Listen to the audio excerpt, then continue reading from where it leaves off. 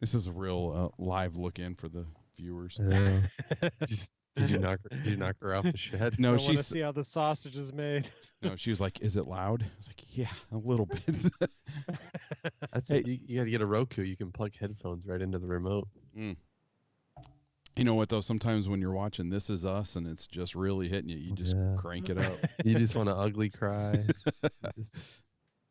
All right, here we go.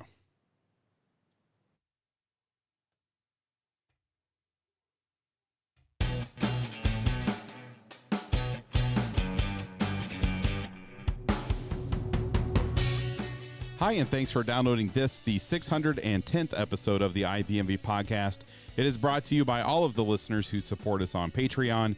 Go to patreon.com/IVMV to become a supporter. Well, the Cubs and Angels split the first two games of their series in Chicago. Sunday's game was canceled because of weather. So on this episode, we will talk about those two games and some of the individual performances. We'll check in on Ian Happ and Carl Edwards Jr. and see how they're doing in Iowa. And we will preview the upcoming series in Miami. I am one of your co-hosts. My name is Corey, and I am joined on this episode by the other two hosts of this podcast. Hello, it's Andy. And Kurt. So, Kurt, why don't we go ahead and get started with your scary stat segment?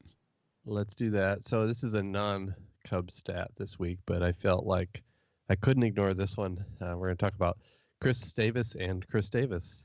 The first Chris Davis, the CH Chris Davis that plays for the Orioles, he finally snapped his offer after 54 hitless at-bats. It's a new record for baseball. The previous mark was 46. He really broke out, and he went 3 for 5 with 4 RBI. Whoa! So that stellar day brought his average up to 0.79. So yeah, it's a rough start for Davis, and it was kind of neat. I watched the video, and they had a little fun with it. His teammates were really, making a big deal in the dugout, and he has to keep the ball. So I thought that was kind of funny. I like as that was going on like a few days ago.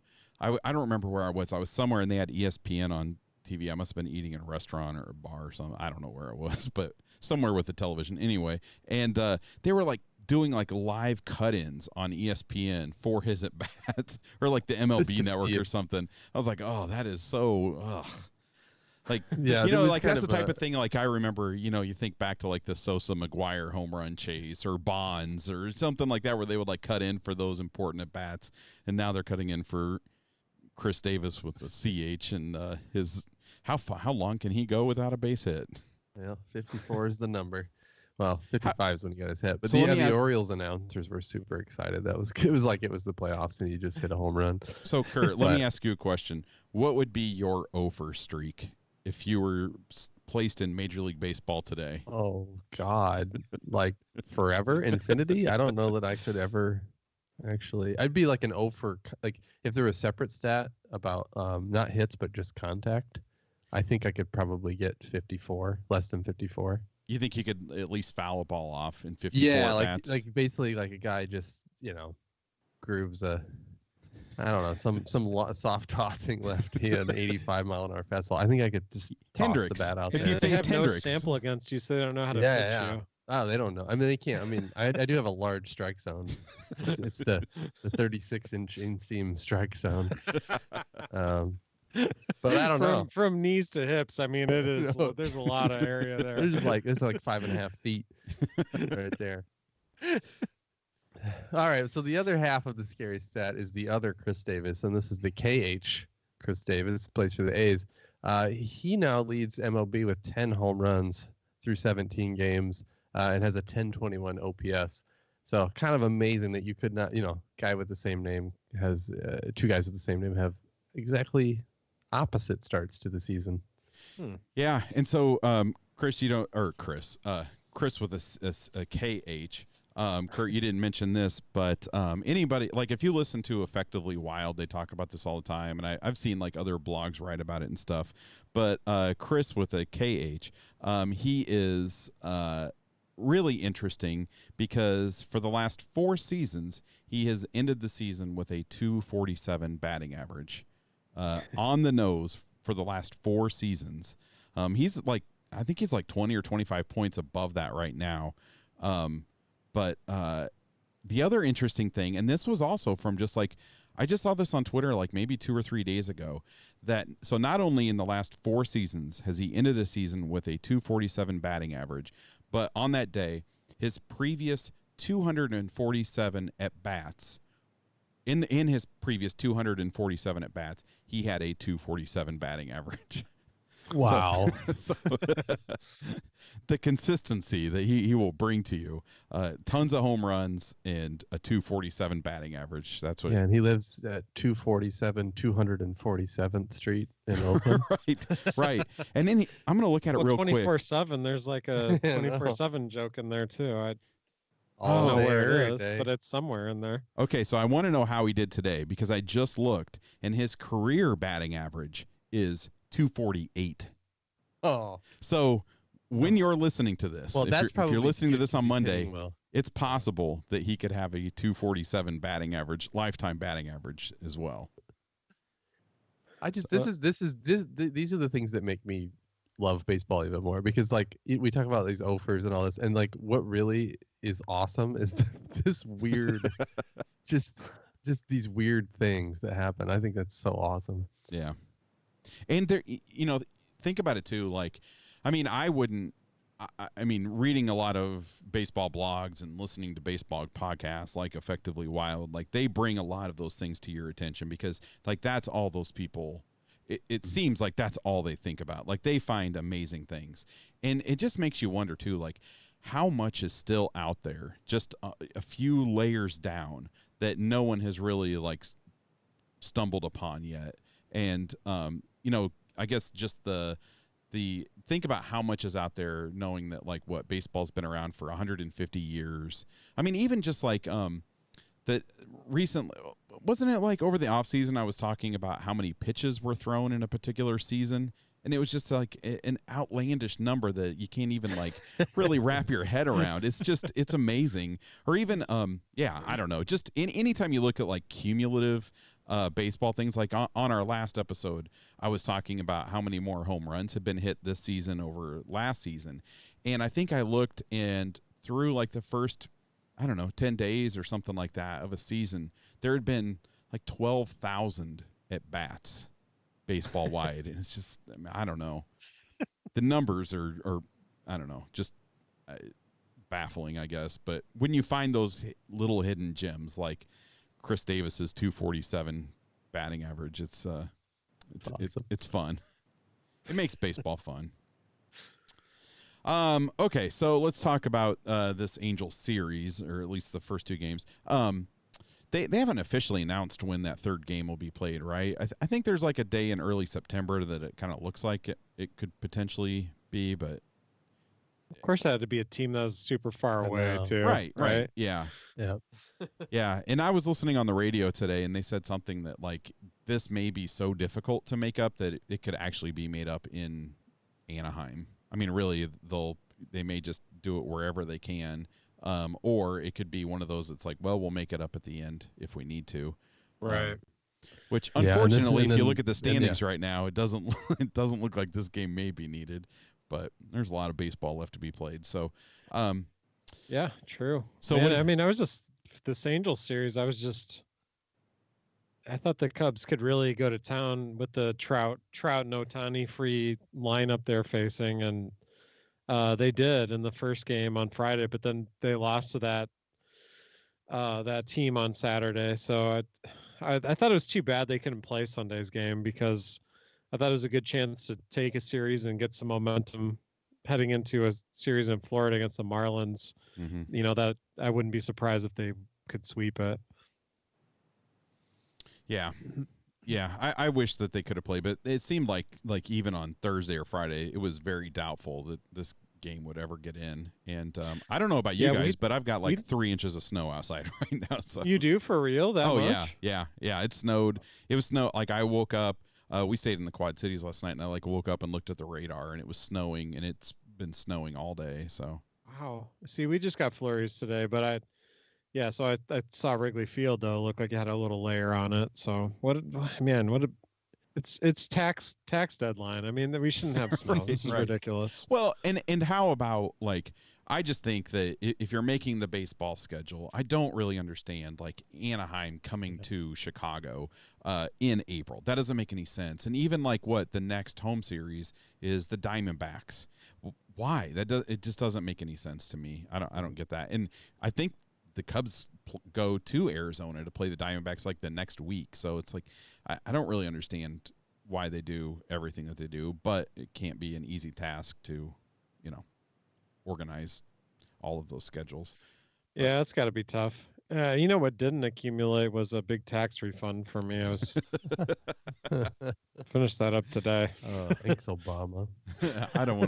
I hate taxes right now.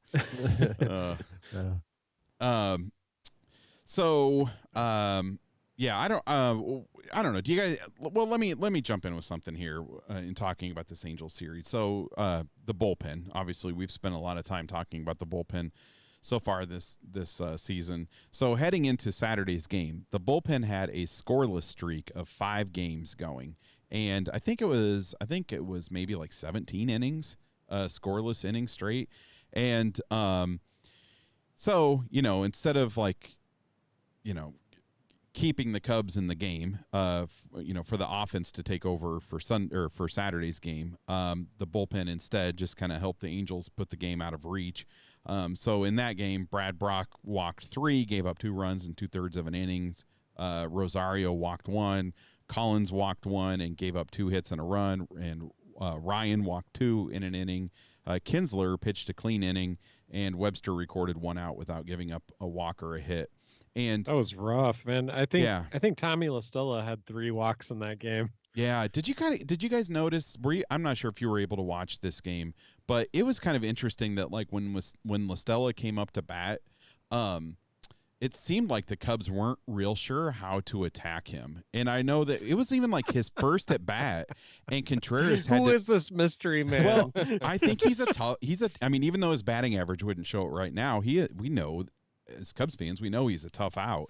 And it was like, I think it was in his first at bat. It was like the second, maybe third inning, and Contreras had to make a mound visit so they could go over how to go after La Stella. But either that makes the coaches look bad, or that just serves to emphasize how great of a hitter La Stella can be. Yeah. But it was, I just think when you look at Saturday's game and really how the game was right there, it was just tough to see the bullpen give another game away. And the Cubs record is now 5-9. They are in last place in the division. They're 4 games out of first, I think, as of right now. I think the Brewers lost today. So 4 games out of first place, and they've given away a lot of games. And as we've been mentioning for the last couple weeks, like that just does not, what the bullpen is doing doesn't really match the mantra of the entire organization going into the season of, not letting those games slip away. And I feel like it was kind of like, not to rehash, but it was like almost like that was the challenge to the offense. Yet I don't know. I think, I don't really, I don't know. Not that you hear like excuses made for the bullpen, or we have, but like, I think it's easier to say like, oh, bullpens are going to do fluky things, and that's kind of what happens. And I think, that's kind of glossing over the inactivity of the front office to address bullpen needs in the offseason. But, overall, when looking, I mean, it was really frustrating to give that game away. Just another game, another loss that was really pretty unnecessary. And, in thinking about that, I realize I'm not terribly upset with the bullpen right now. And mainly because the names that I listed, who the pitchers that didn't do very well in that game on Saturday, they aren't the players that I would expect to carry this bullpen. And maybe except for like Brock, you would expect him to maybe play a larger role in the bullpen. But I think that the bullpen could look significantly stronger in 4 to 6 weeks. Imagine a bullpen with a foundation of Morrow, Strop, Cishek, Montgomery, all of those guys pitching like they're capable of pitching. Throw in Chatwood, who can be good. Tony Barnett, who we haven't really seen yet, but has shown in the past that he can be good, and Xavier Cedeno. And so that's a bullpen. And I forgot about these guys. Right, exactly. And so, like, that's kind of where I was at today. I was like, I've grown accustomed to the Allen Webster era. Exactly. Yeah. And so you're thinking, like, man, this bullpen just sucks. Like, I don't understand how it's going to get any better. And then when you think about the players that will be returning from injury, it's like, well, that's a bullpen I'm more confident in.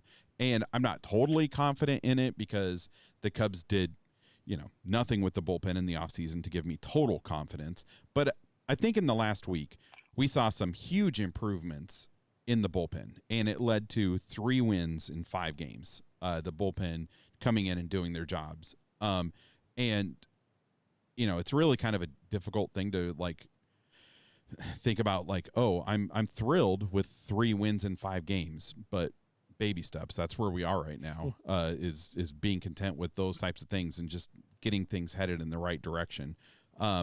So I think while the bullpen was not impressive on Saturday, I think it was overall a good week for the bullpen, and some of those guys coming back from injury, Barnett, Cedeno, Montgomery, and especially Morrow, that can't happen soon enough, because I think it could potentially be like an entirely different bullpen in a matter of 6 to 8 weeks, at the outside. I mean, it really should start kind of filling out, before that. But yeah, and the challenge then is, how much damage can you take before you get to that point? Right now, like you just pointed out, they're last in the division, and at some point, the bullpen does become a huge liability even this early in the season. So hopefully they can kind of limp through it, and they can continue to have more performances not like Saturday. I mean, because walking in runs might be one of the most frustrating things to watch as a baseball fan. Like, it's one thing to groove in balls and guys are hitting it like crazy, but when they walk in runs, like, boy, that hits a nerve for me. But I think your point is valid in that, like, you can't just take this one game and, even though it hasn't been just this one game, but like you said, before that they were doing pretty well. And so yeah, I you just kind of lifted me up and encouraged me a bit there, because I was pretty down on the bullpen. Yeah. And I'm like, yeah, you're right. Well, they did have a good week, and I think it will get stronger. So, I fully expect the offense to completely fall apart when that happens, and just have like 2 weeks of scoring 1 or 2 we'll see the runs. mythical beast of the every phase working for a little while or something. Yeah. I mean, because they sure could use that. But when the bullpen wasn't working, we finally saw some outings from the starters that we were longing for and expecting to see. I mean, Quintana and Hamels outings were really what the Cubs needed, and the starters haven't delivered many deep outings to start the season.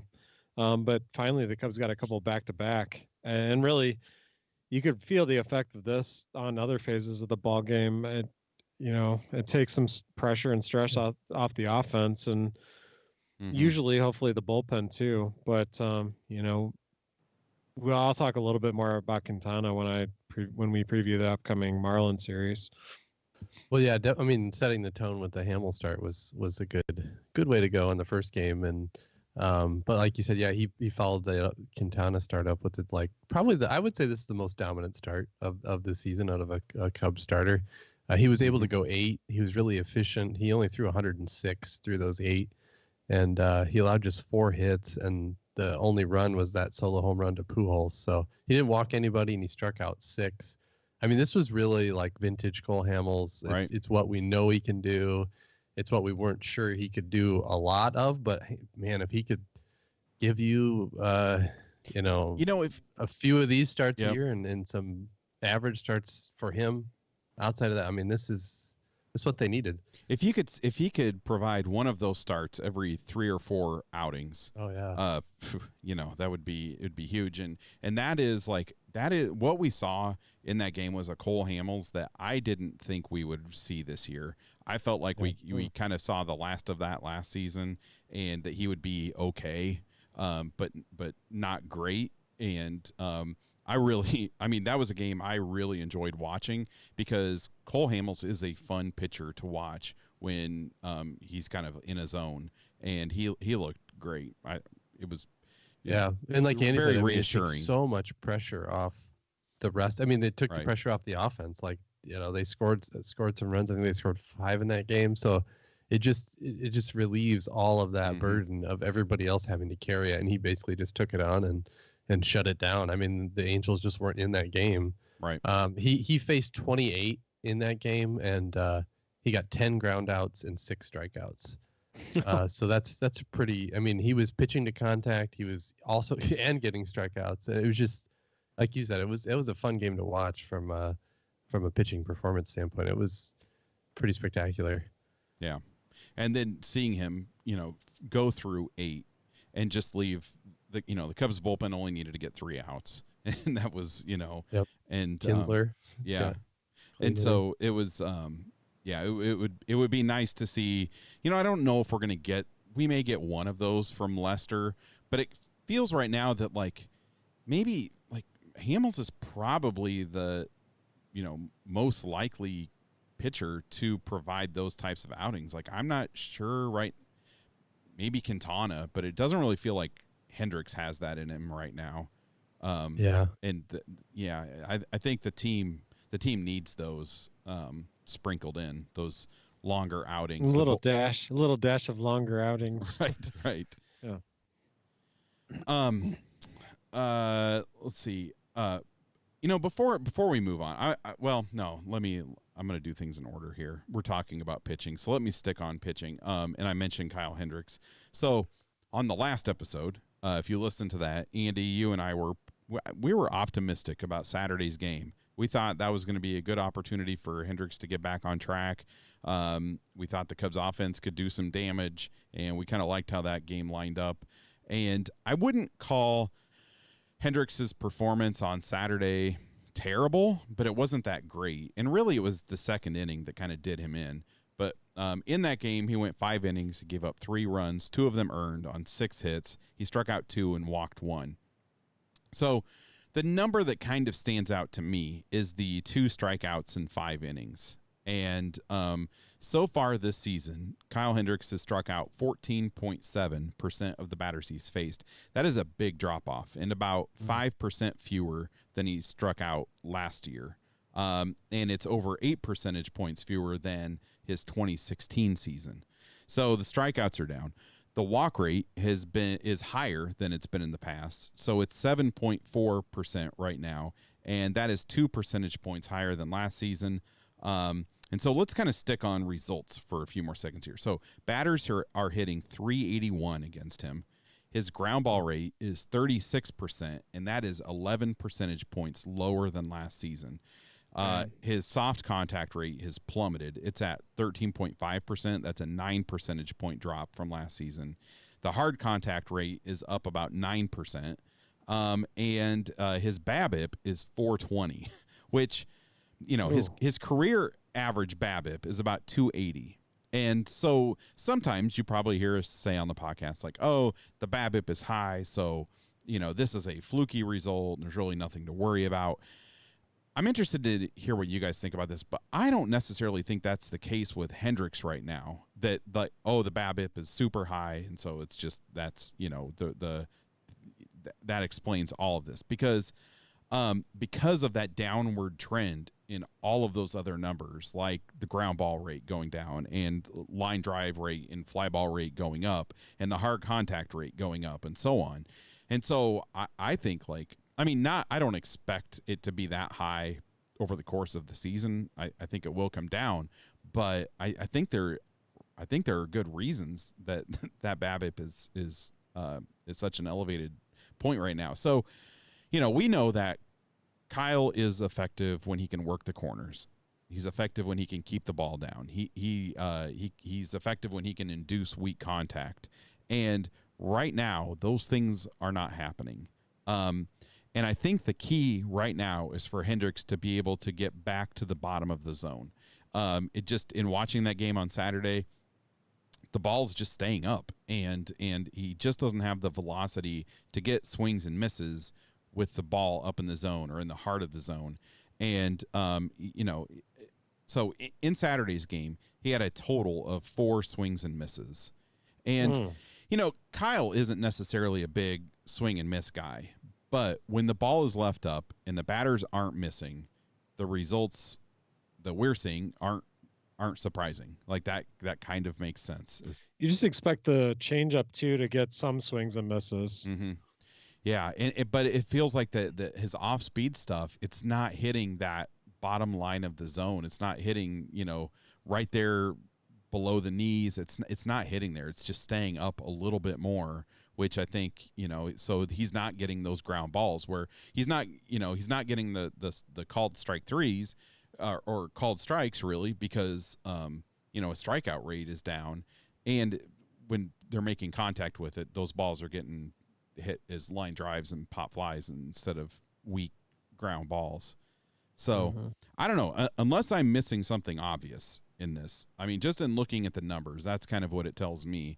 I do think, though, that this is something that Kyle can work through, and I think he's just got to figure out how to get back to the bottom of the zone. The ball is staying up, and I don't know what that is. I don't know what the reason for that is, but I think if we don't see him bring it down just a little bit, I think we're going to see more of these same results, which, again, he didn't have a terrible game. But it still just didn't look vintage Kyle Hendricks, Mm-hmm. Yeah, boy, if he could land somewhere in the middle of like his dominant playoff performances and where he is now, I mean, I think that's what we expect from him, is to be better than he is now, but not consistently a number 1, number 2 starter. So yeah, if you just bring it up, not the pitch, but bring it up a little bit and land as like a really solid, like, oh yeah, this guy's a real number 3 on the staff, then right, that could be good. A couple other notes on him too is I feel like at least 2 of his starts he got like no run support, and I don't know, I think for him it could be a big deal if the offense could get a few runs, early in the game to help boost his confidence. And then the other thing, just anecdotally too, it seems like he just really relies on also good pitch framing, which the Cubs have been bad at, which I'll talk about in a second. And then also just not getting squeezed too by the ump. So I feel like that's kind of happened so far too. I think it is happening, but I looked at some of the like pitching plots from games, and I think that is happening to a certain degree, but there's also like there are some, the games where he's dominant, you look at the pitching plots, and I mean, the bottom is just lit up. And if you look at the pitching plots from his last game, from Saturday's game, there's not very much. There's no more down there than other areas of the zone or outside of the zone. And so I think you're right, but I think it's a combination of things. And I think that when he's not locating, and I don't know, maybe it's just a matter of like when you're not locating, when you're not able to locate down there and you're leaving the ball up, then when you do end up down there, it doesn't look as familiar to the umpire. I don't know. I'm grasping here. I haven't seen that. That must be a ball. Yeah, I do think there is some truth to umps get a feel for your ability to locate. And so if you're locating consistently and then still hitting the bottom of the zone, you might pick up some of those calls. But if you're more erratic, then you're just not going to get them. Yeah. I'm curious. I didn't even hear this. I actually heard it on the radio when I was driving today. But I guess in his post game, and I wish I had the quote in front of me. Maybe you guys can find it. But I guess in his post game interview, Madden said something. He brought up Hendricks and said something about Hendricks was bad or something like that. And it's like, that's kind of strange because Joe doesn't really call out anyone when they're bad. I mean, remember when the bullpen was terrible at, a handful of games into the season, and he was like, oh, it was one bad outing, or something, one bad appearance. And so I found that kind of strange that he would like almost call Hendricks out in a game that I don't think was really that terrible. I mean, I think maybe, and managers and people within the organization view starts, as fans, we are very results oriented. And I think that maybe if you looked at some of the things that he was trying to do, maybe Hendricks wasn't able to pull those things off. But I find it kind of strange that Joe would word something in that way. But I don't know. I was curious if you guys heard that, or I don't really listen to the post game press conferences or anything. So Yeah, I didn't hear it at all, but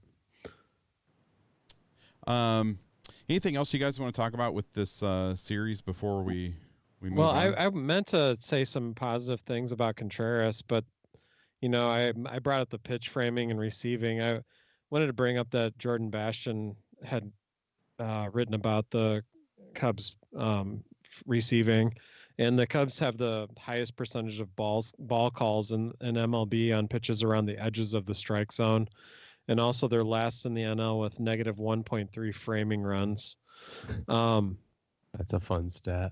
So I mean, when we're talking about the success of a pitcher like Hendricks, I mean, you have to consider what the Cubs catchers have done with those pitches and making them presentable to a favorable call. But Contreras, though, has been good offensively. I mean, he's really helped carry this team with Rizzo, Bryant, and Schwarber not, doing what they can, or what they're capable of.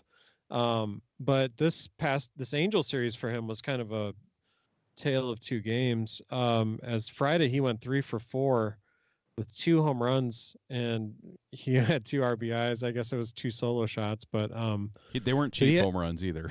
No, he had some monster home runs on Friday, and then Saturday he went 1 for 5, 3 strikeouts and 6 left on base, and then he had a catcher interference in that game, little cherry on top of that. Whole performance. I just wanted to mention though, like I said, he has been really kind of shouldering a lot of the offensive output. His slash line is 316, 435, 763. He does have a 350 BABIP, but that's less inflated than I expected when I looked at that slash line. Did you see the tweet that from Jordan Bastion, where I think he said that there were 3 players that had 3 catcher's interference called on them in one season, and we're like not even halfway through April, and Contreras has 3, and I think he said that there have been no catchers in Major League Baseball history with 4 catcher's interference calls in one season. Wow. I wonder if he's like kind of pressing to try to reach out and receive the ball to get it in a presentable position. I wonder if that's part of his effort or his concentration to try to be a better pitch framer. Yeah, and he's almost stabbing at the ball, and that's got to be frustrating for a pitcher and for an entire team. So hopefully he can, develop a little bit of patience and let the ball travel just a little bit further. Yeah, you just got to wait like another 1,000th of a second, right? Well, patience. He's not been one for, being cool and collected. I don't know. Yeah. I don't know what I'm trying to say. No, I hear you. So and Andy, you also brought up the Cubs are last in the National League in with negative 1.3 framing runs, and with Caratini, we haven't even mentioned that, but Caratini has gone down with a hamate bone injury, which always frightens me because, I mean, remember when we started this podcast, Derek Lee, I think in our first season of doing the podcast, Derek Lee broke his hamate bone, and it basically zapped all of his power. Although Almora, I didn't know this, but Almora had broken his. I guess I had either forgotten that or I don't know. So hamate bone that's named after a pig's spouse. I hope you made that bad joke 11 years ago when we but okay, so here's so let me so bad it's good. I know. So let me ask you guys. Like, I felt like, okay, so Caratini goes down. Also, I don't really pitch framing is something that I think it's hard to evaluate with your eyes. I think that's something that we have to rely on, different stats sites. At least me, I can't really tell. I mean, you can kind of tell, but not really. But anyway, I don't think Caratini is like a top quality pitch framer.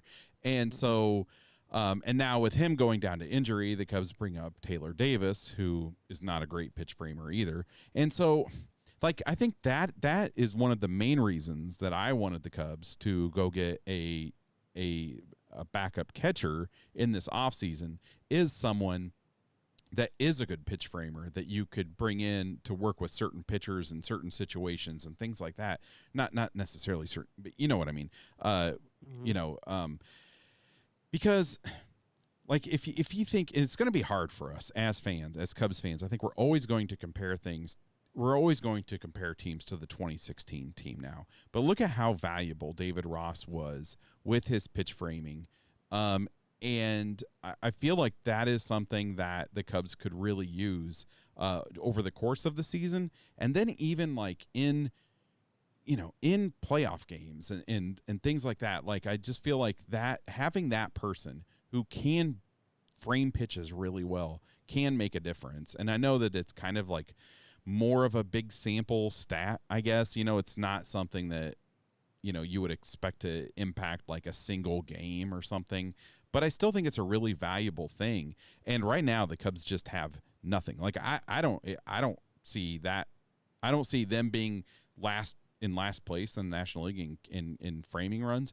I don't see that changing this season. If anything, it'll probably get worse. So I don't know. That's one frustration I have, that I just wish they would have brought in someone that, that is their skill. And I don't really care what they do offensively.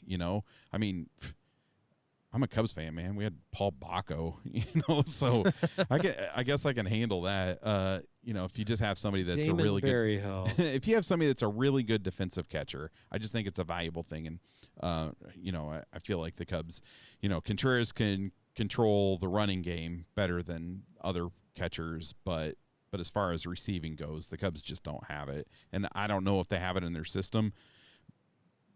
Behind Taylor Davis, I really don't know, but I sure hope they do. Yeah. It used to be loaded with catching prospects. Seems like. Yeah, but I think when they were loaded with catching prospects, it was always like high offensive, catching prospects that offered a lot offensively. And because, really, I don't know when we started paying attention to like Steve Clevenger. Sure. But I don't know. But I just wonder if there may be an intention to some degree that, when guys are young, they're not expected to be good framers. Like, the good framers are usually the experienced catchers, right, who've been around the block, like your David Rosses. And so I wonder if they just don't value it in young prospects, and so like you can't expect it when those guys become your everyday players. You have to. And I think it kind of proves your point. Like, you have to go get that in the veteran free agent to fill that gap. And so I wonder if they just sort of thought like that wasn't worth the expenditure, because as they're out of money, right? To spend on that kind of guy. Like, it wasn't. The payoff wasn't there. I don't know. Well, that's my analytical analysis. Well, and I think that when it comes to, when you look at catching, like, I think you maybe, I think if you have to choose, like, okay, with your starting catcher, do you want somebody who is capable of putting up offensive production like Contreras, or do you want someone who is not good at the plate but really good behind the plate? And I think you kind of, you could probably go either way, but I think if you have an offensive team, and somebody that can play a big role like he's played so far this season, I think you kind of would maybe lean towards something that, a catcher like Contreras. But it's really nice to have that person to come off the bench to fill that other role when it's needed, and the Cubs just don't have that. And I feel like they could have figured out a way to get that, and they didn't do that. So maybe they will. Yeah, sure. Next offseason, maybe the Ricketts will find some money in their couch cushions and couple mil for a backup catcher. Yeah. I had $5,000 in this book I got for Christmas. So before we move on from the Angels series, temporarily, I guess we'll revisit it at some point this season. But I was curious if you guys had any thoughts on Schwarber's check swing, if you were able to watch that, and what you thought of the swing and maybe his reaction. I just, myself, I didn't think that he went, but I think anytime there's a check swing, there's a risk of it being called, and I don't. Like when I watched it live, I didn't think Didn't you feel like that thing was borderline though, kind of? Oh, I mean, for like sure. it could have gone either way when you have an ump down there making a snap call like that. Yep. I think, so and that's why I don't really fault the umpire, because I think I don't know, when I saw it live, in full speed, I didn't think he came anywhere close to going. Then when I saw it slow down, I was like, yeah, it's borderline. I don't think he went, but it is borderline. Yeah. And so it's pretty understandable how an umpire could see that as a check swing. I just think it's a really unfortunate thing for, if that was like an 0-1 count or something like that, maybe that call doesn't carry as much weight. But when you have a full count and that situation in the bottom of the ninth, it carries a lot of weight. And did you have any thoughts on it, Kurt?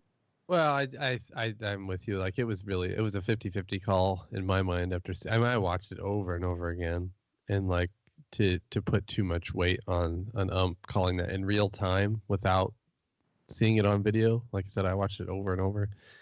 Yeah, I don't know. I can't beat the guy up for that, but I actually, Schwarber certainly flipped out, which I was hoping maybe would start a little fire, and I don't know, maybe those things are overrated in baseball, but maybe that kind of intensity and that reaction of a guy, wanting something good to happen could carry over into some games in the future. And maybe they kind of talked all off season about, getting off to a good start, and maybe it just takes that punch in the gut, like Lester kind of talked about in the off season, that to really happen again this year. And I don't know, that there's just this little inkling of hope that kind of intensity will carry on, because he was that was crazy. That reaction was nuts. Yeah, he was not happy, and Javi was doing everything he could to keep.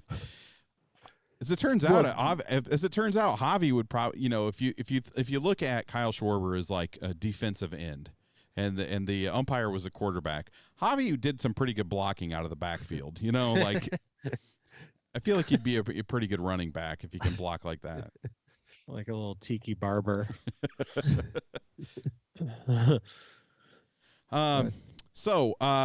Moving on. Ian Happ and Carl Edwards Jr., they're down in Iowa. And so how are they doing, Andy? I hadn't really paid any attention. Yeah, well, you kind of reminded me, though. I kind of hadn't thought about him for a little while. I mean, although earlier this season my thoughts were with Happ quite a bit, and then of course I just hate what has happened to Edwards Jr. But checking in on them in Iowa, Carl Edwards Jr. appears to be pitching well. He's only surrendered 1 earned run on 2 hits over his 4 innings pitched. The most important part of his performance so far down there, though, is that he's only walked 1 in those 4 innings to go with 3 strikeouts. So perhaps he's getting on track there. Happ, however, I kind of expected him to set the world on fire when he went down there and make it back up to the Cubs quickly, but that hasn't exactly been the case. He has 9 hits and 40 at-bats, but the worst part is he struck out 13 times to go with only 3 walks. He hasn't hit any homers yet, but he has 5 doubles. So he has made some good contact, but it's not like you don't expect him to strike out a pretty good amount of times, but it just seems a little bit too high. Mm-hmm. Yeah, I guess as of right now, like I wish that Ian Happ was on the with the Cubs on the 25 man. I wish that Carl Edwards Jr. was the pitcher that we've seen him be in the past. But like at this point, I kind of feel like there's really no rush. Just leave both of them down there. I mean, like I think I said when Carl Edwards Jr. first got sent down, it's like, I really hope he didn't like just go down there, look good. They pull him up right away, and then it's the same issues. And I think that they can only. I think he only has options through, like June or something like that. I keep forgetting to read that, yeah. but so I mean, at that point, if they wanted to send him down, he'd have to clear waivers. I don't know. I mean, it's just not a good situation. And so at this point, like I just think leave him down there. I would say like, hey, we may see you in June. You know, just April, May, some of June, you're going to be in Iowa, and just get things on track. And because, yeah, they're not going to have that option to do in the, you know, to send him down in the future. So it's really just, unfortunately, it's just hard to think about. Like, this could be his last chance, kind of. Mm-hmm. And man, I'm not ready for that with Carl Edwards Jr. You know. Oh man.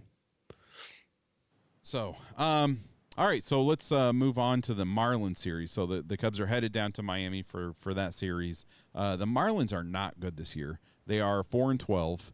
According to Team WRC Plus, they rank 24th out of 30.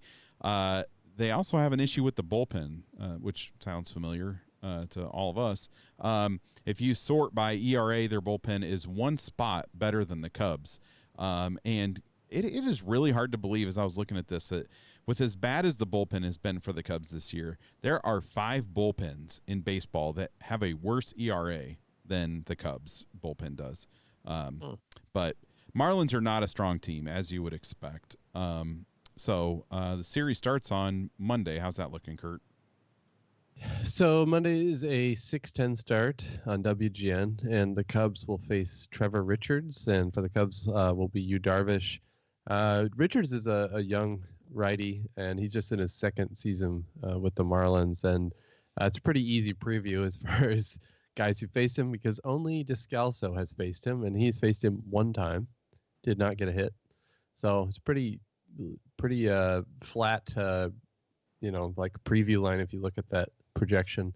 But he has started 3 games this year, and he's looked really good, actually. And he's gone 6 innings in each outing. His ERA is 2, and in his last start against the Reds, he allowed just 1 hit and no runs through the 6 innings. And really the knock on him right now is he can be a little wild. He walked 5 in that Red start, and he threw 108 pitches over the 6 innings. So I think the key here is, the Cubs make him throw a lot of pitches early, get some walks, put the pressure on him. He's a young guy. See if he can work through that against a pretty tough lineup. So I think that's kind of the scouting report from me. On the other side, Darvish, again, like NL teams against Darvish, there isn't a lot to look at, but there's a handful of guys that have faced him. Castro and Granderson both have seen him, but not a lot to talk about there. I think more importantly, just looking for you to keep improving. I think it's safe to say that he's been better every start, which was easy to do because his first start was not good. But yeah, if he could just incrementally, or not even incrementally, just continue to improve on each start and take advantage of a pretty weak offense. The Marlins are 27th in baseball in run scoring. They're averaging just 3 per game. So if you could go out there and really be dominant against them, I think this could be a nice turning point, if you will, for him. And he could get, and if he did finally get a win, this would be his second win as a Cub. Ooh. Surprising. Oh, so he needs that second win. So yeah, I think that's for me the key to this game. Is like I'm really going to be anxious to see if he can set the tone and be dominant. Like this is kind of like, okay, here's your shot. Like you got a weak lineup. Let's just go do this. Yeah. And then on Tuesday, how's that game looking, Andy? Yeah, that's a 6:10 start on NBC Sports Chicago. That's going to be righty Pablo Lopez versus Jose Quintana. And Lopez is an aggressive pitcher. He struck out 17 over his 15 innings pitched total. That's spread over 3 starts. So he gets a lot of strikeouts. But he's also surrendered 11 runs in those 3 games. So it seems like hitters are also kind of aggressively putting some swings on those pitches and doing some damage. So hopefully the Cubs do the same with him, or just have an approach that makes sense according to how he profiles out. But Quintana, man, the last time he pitched, he went 7 innings. He only gave up 4 hits over those 7 innings, only 1 walk, and he had 11 strikeouts. And that was his strongest start of the season by a mile. And, this is the Quintana I have expected to see show up, and the pitcher he should be most of the time, in my opinion. He talked after the game about using his changeup more and that he was working on using it more effectively in spring training. And he said that the changeup gave him a great third pitch to go with his fastball and curve. So he just kind of intimated that if he can maintain a 3-pitch mix like that, he has confidence in himself to repeat what he did in that game. So as far as the Marlins, they don't have too much of a sample size against Quintana. Starlin Castro is 0 for 16 against him. So that's the only one that was notable really for me. Okay, and then on Thursday, the Cubs and Wednesday, the Cubs and Marlins wrap up the series. It's a 6:10 p.m. start, and the game is televised on NBC Sports Chicago. The Marlins will be sending Sandy, I'm assuming it's Alcantara, because that's how Arizmendi pronounced it, Sandy Alcantara to the mound, and he is a 23-year-old right-hander. The Cubs have barely seen him. They have a combined 5 at-bats against him, so that's not worth talking about. I was having a good vacation last time I was in Florida, and then I got a Sandy Alcantara at the beach one day, and that really put a damper on things. Better than a snowy Alcantara.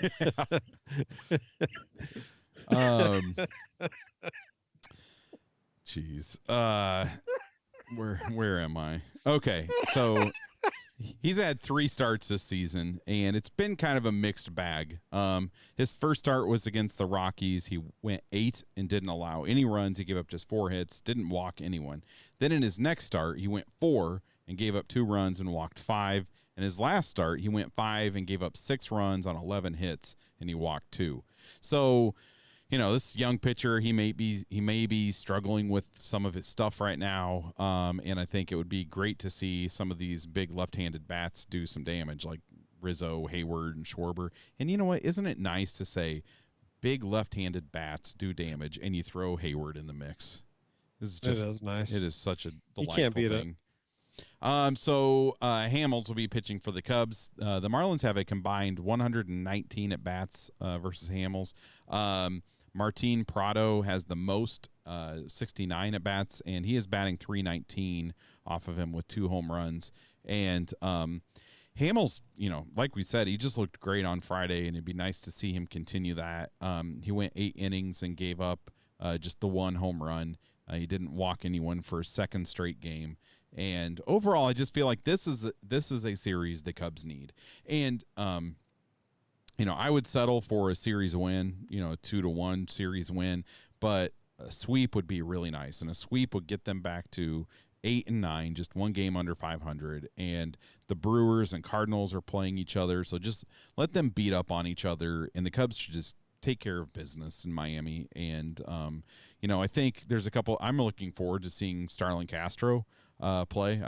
I miss watching him play, so I'm looking forward to that. And then I think, the player I'm going to be paying attention to, on wearing a Cubs uniform, would be Chris Bryant. I feel like, the Cubs are facing 3 right-handed starting pitchers, but Bryant's he needs to get things on track right now. And so I don't know exactly, like, it doesn't feel like there's any real reason that he can't get things back on track, except for he's just in a slump. Like, I don't think we haven't really heard anything about injuries or anything like that. I just feel like we're unfortunately, he probably started the season with a typical slump, and maybe going down to warmer weather and facing the Marlins and facing the Marlins bullpen, this might be kind of what the doctor ordered for Chris Bryant, and just go down and get things pointed in the right direction. Yeah, and he did get the day off yesterday, so it's like Right. it was kind of like, sure, there's some speculation swirling, but it was just I think a pretty standard day off that they're trying to do more of. So hopefully that'll turn him around. Yeah, yeah. All right, so let's end this episode with a segment we call IV Miscellany, where we share other things that we are into. Did you guys have anything tonight? I do. Okay. I have one. You got something, Andy? Yeah. All right. Well, I'll go first then. All right. We just started. I don't usually go into the TV stuff, but we started a new series, and it's gonna sound like a swear word, but it's not. It's called Schitt's Creek, Oh, yeah. and it's a show that just started streaming on Netflix. It's a Eugene Levy show. Well, Eugene Levy and Catherine O'Hara are two of the stars, and if you're a fan of the like Christopher Guest movies and any of the things that Eugene Levy has done, I think you'll like it. It's so hilarious. We're only like 3 or 4. Sorry, I'm trying to remember here. We're 4 episodes in, so not super far, but far enough to know that we love it and we're gonna keep going. So, yeah, I think it's so funny. I'm glad you brought that up. Yeah, Beth and I are, I think, into the 2nd season now, and it just gets better. It's really good. Yeah, I I just heartily love recommend those it two. as Like, well. yeah, it just brought me back to the old like Christopher Guest movies, and they're so funny. Yeah, we're in the 2nd season too. We just started it a couple weeks ago, and it was kind of one of those things where I watched the first episode and I was like, it's all right. I don't know. I don't really like it that much. And then like, I feel like once you get like going into like the 3rd or 4th episode, it really kicks in. And like Chris Elliott is so hilarious in it. Oh, and, yeah. I mean, and like Well, and his David son is played by Eugene Levy's son, Right. Dan Levy as well. Oh, so- I didn't realize that. Well, and his Yeah, daughter, and his daughter's in it too. also. Yeah. Yeah, I think like that David, whatever his real name is. He's hilarious. I think that is like by far the best character in the entire show. It is so funny. Well, the daughter too, like that Yeah. actress. I don't know who that is. Emily. What I was don't it? know. Annie Murphy. Wasn't she on? Yeah, Was she in Her Girls? facial expressions are incredible. Like the way yeah. that she acts through facial expressions is amazing. I don't know. It's a really underrated show. Yeah, it is. It's it is really Canadian, so of course it's underrated. good. Yeah, I just love that. Like, I finally like throw out a TV thing. It's, yeah, we're on like we're on season 3. Oh, dang it! I'm sorry. No, I'm just. No, we just started it a like, couple that's weeks just- That's ago. my life. No, we were laughing so hard last night. It was just fun to see something that made you laugh that hard. Yeah. What do you got, Andy? I guess mine is I've been listening to this podcast called Reply All. It's a Gimlet Oh, yeah. podcast. Yeah. Their description is it's a podcast about the internet that is actually an unfailingly original exploration of modern life and how to survive it. But I'm going to recommend a specific episode of Reply All, and it's an episode called The Founder. It's number 136. And it is the story of a person who wanted to change the world using the internet by committing crimes on an unprecedented global scale. So it's actually about this guy who wrote some really helpful open source code, and then his life surprisingly quickly transitions into one of like global, like Carmen Sandiego criminal. So it was pretty fascinating. I thought like, there's a guy who wrote a book about this man too. Paul LaRue is the name of the criminal. But it's Reply All, and it's an episode called The Founder, number 136. I'll have to check it out. I have listened to that podcast before, but I haven't heard that episode. Yeah, I subscribed to it and then I unsubscribed at some point, so maybe I should jump back in and check it out. Well, I've got 2 I'm going to give, and I really kind of forgot about it until you mentioned Canadian TV, Kurt. But I don't know, Kurt, I don't think you would necessarily be into this. I'm not sure if you would, Andy, either. But the new on Netflix, they have the Trailer Park Boys animated series, and it is really funny.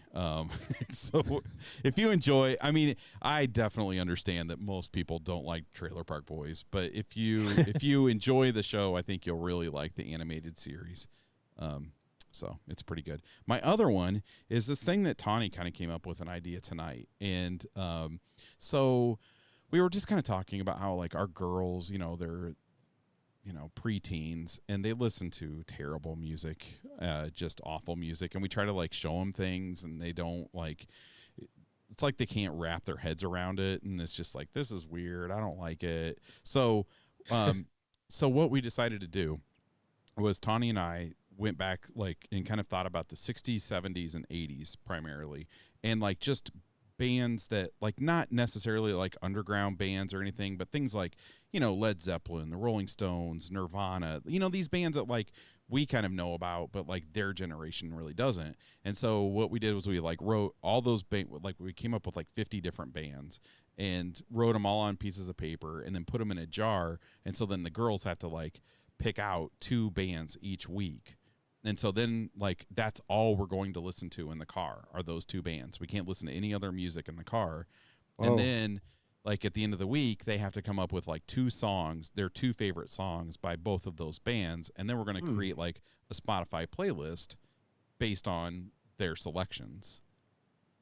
Wow. So you're just going to keep building it over time. Right, yeah. And so we were like, this is a way for them to, like, learn different music that, is not just whatever. I don't even know. I was going to say Ariana Grande because that's the only name I know. So whatever pop music is. Have they kind of embraced it so far, or have they been reluctant? So tonight, we just started it tonight. So after we ate, we sat and we watched. So the first 2 that they drew were the Pixies and the Cars.